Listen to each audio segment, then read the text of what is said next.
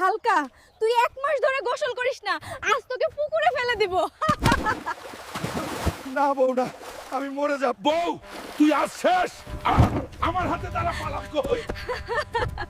ওগো আমার স্বামী, কেমন দিলাম? বউ তুমি কই অনেক ঠান্ডা, আর কম্বল আনো তাড়াতাড়ি। ওগো বউ, ঠান্ডায় মরে যাচ্ছি। হালকা, তুই 1 মাস ধরে গোসল করিস না, জলদি যা গোসল করতে। বউ কইলিটা কি? এই ঠান্ডায় গোসল করে মরবো নাকি? হালকা, আমার মাথা গরম করিস না। হালকা পালাচ্ছিস কই? দাঁড়া বলছি।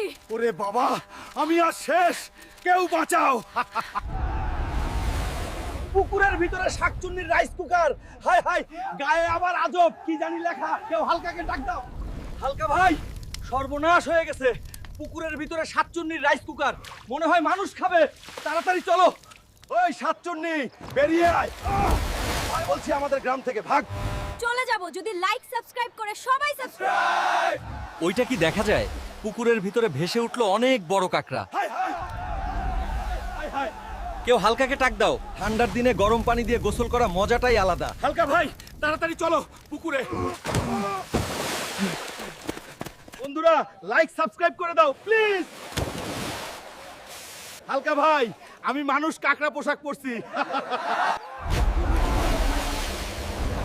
ওইটা কি দেখা যায় পুকুরের ভিতরে? অনেক বড় লম্বা লেজ। কেউ হালকাকে ডাক দাও। হালক ভাই, পুকুরের মধ্যে একটা অক্টোপাস দেখা গেছে। তাড়াতাড়ি আসুন।